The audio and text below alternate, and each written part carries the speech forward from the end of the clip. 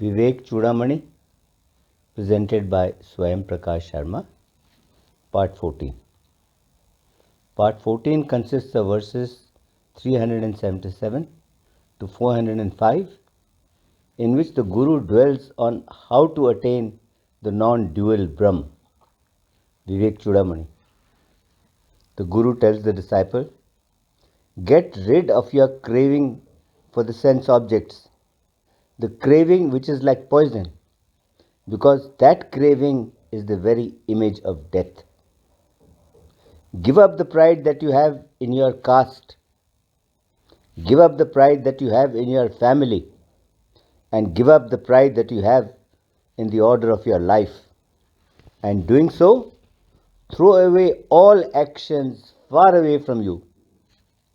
Give up your identification with such unreal things as the body and fix your mind on the Atma.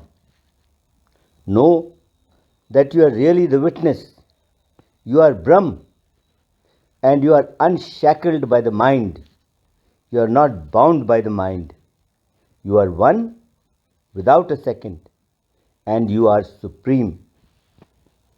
Fix your mind firmly on the ideal Brahm and restrain the external organs in their respective centers. That is, do not allow the external organs to go outwards. Restrain them within you. Hold your body steady. Give no thought whatsoever to its maintenance.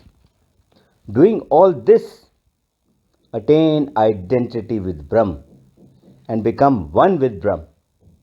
And doing so, without a break, always joyfully drink the bliss of Brahm in your own self, in your own Atma. What is the use of other things that are pursued as a means of happiness? Things that are entirely hollow. Give up the thought of the non-self, of the non-Atma, which is evil and which produces misery. And doing this, think of the Atma, the bliss absolute, which conduces to liberation.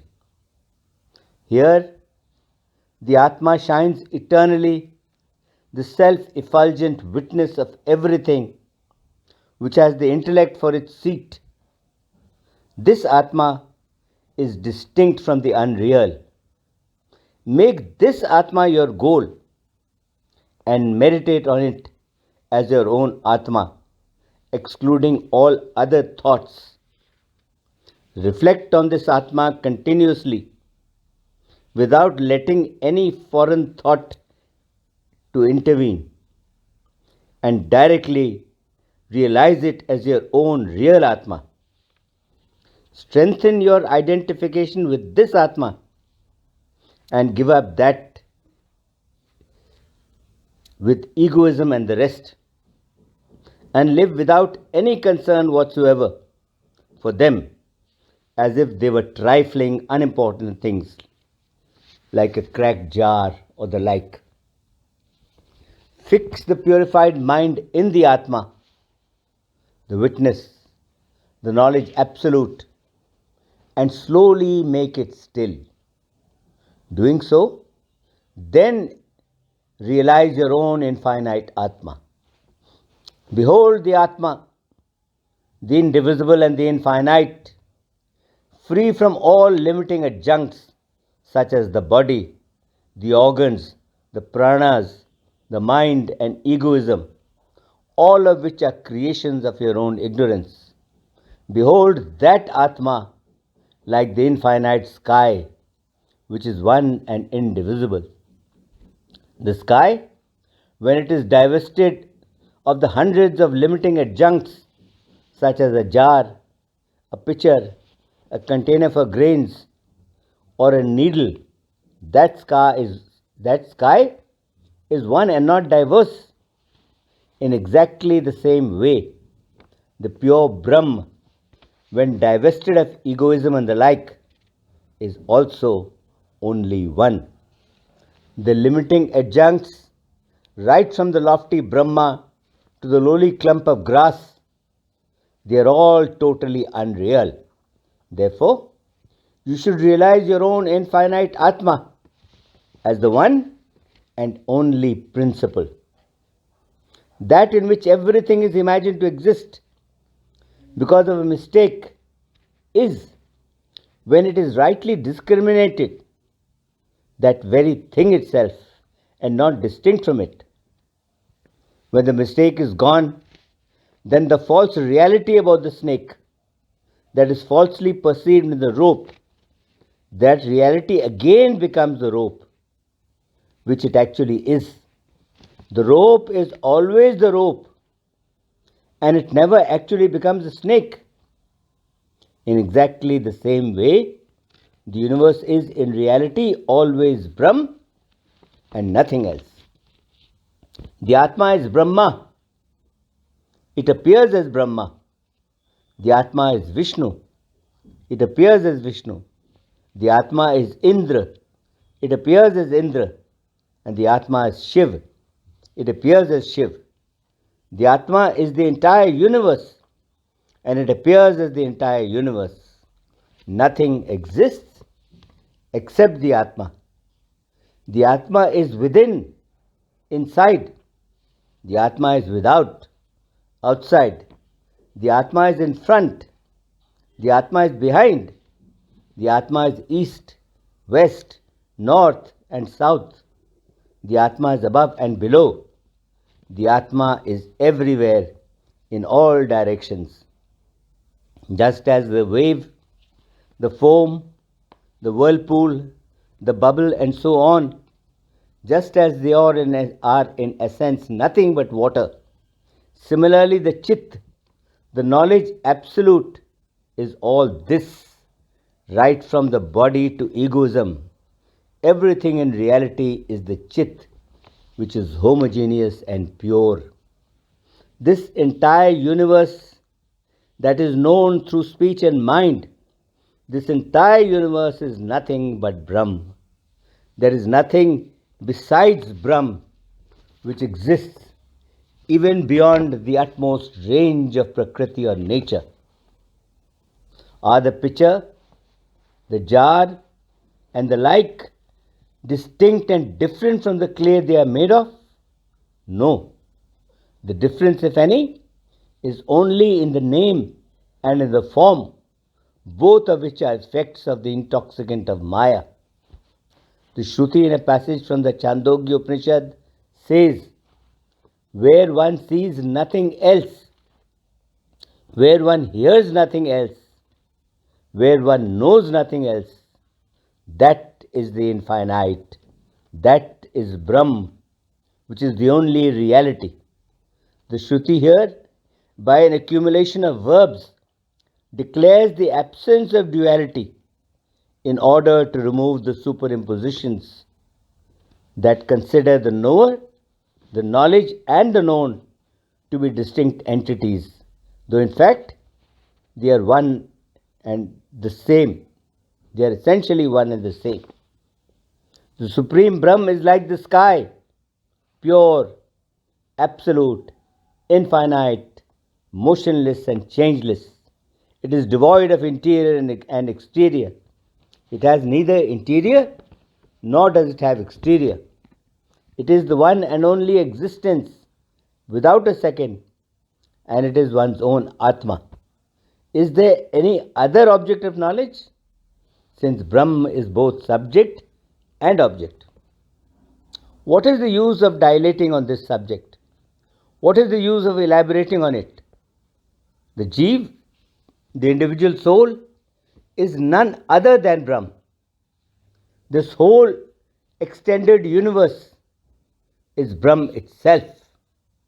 The Shruti teaches that Brahm is without a second, and that it is a definite fact that people of enlightened minds who know their identity with Brahm and who have given up their connections with the world, they clearly live united with Brahm as eternal knowledge and bliss. Since both the gross and the subtle bodies are coverings over the Atma, which is existence, knowledge, bliss absolute, and freedom consists in going beyond these coverings. First of all, you should destroy the hopes that are raised by egoism in this filthy, gross body, and then you should forcibly destroy the air like subtle body. And then, realizing Brahm, the embodiment of eternal bliss, whose glories all the scriptures proclaim, then realizing that Brahm as your own Atma, live as Brahm. As long as man has any regard whatsoever for this corpse like body, he is impure and he suffers from his enemies, as also from birth, from death, and from disease. But when a man thinks of himself as pure, as the essence of God, and as immovable, then he certainly becomes free from all of them. The Shruti from the Chandogya Upanishad also says this.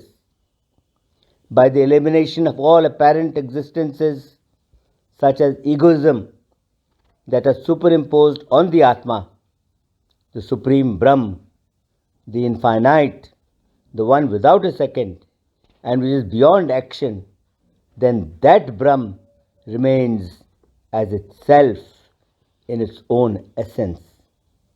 Through the Nirvikalp Samadhi, when the mind functions are merged in the Param Atma, the Brahm, the Absolute, then none of the phenomenal world that is created by name and form, and therefore unreal, then none of that phenomenal world is seen, being reduced to mere talk on the lips of others who are ignorant. In the one entity that is Brahm, the conception of the universe is a mere phantom.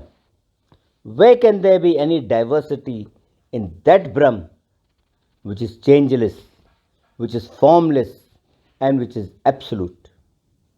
In the one entity that is devoid of all concepts of the seer, of seeing, and of the seen, of which the phenomenal world consists, and which is changeless, formless, and absolute, where can there be any diversity? In the one entity that is changeless, formless, and absolute, and that is perfectly all pervading and motionless like the ocean after the dissolution of the universe, where can there be any diversity? Where the root of delusion, which is ignorance, where the root of delusion, ignorance, is dissolved, just as darkness is dissolved in light, when that ignorance is dissolved in the supreme reality, the one without a second, the absolute, where can there be any diversity? How can the talk of diversity apply to the supreme reality, which is one and homogeneous? Who has ever seen diversity in the unmixed bliss of the state of profound sleep? Even before the realization of the absolute truth, the universe does not exist in the absolute Brahm, the essence of existence. In none of the three states of time, the past, the present, and the future, is the snake actually seen in a rope, nor is a drop of water actually seen in a mirage in any of the three states of time. A snake, the rope never becomes a snake in the past, in the present, in the future, nor does there be any water in a mirage in the past, in the present, in the future. The Shrutis of Brihadaranyaka Upanishad, the Chandogya Upanishad, the Kat Upanishad, and the Pundak Upanishad, all these Shrutis themselves declare that this dualistic universe is but a delusion from the standpoint of the absolute truth. This is also experienced in the state of dreamless sleep. Yes, The Shrutis themselves declare that the dualistic universe is but a delusion from the standpoint of the absolute truth, and this is also experienced in the state of dreamless sleep. This concludes part 14 of the Vivek Chudamani. Om Shanti, Shanti, Shanti. Om.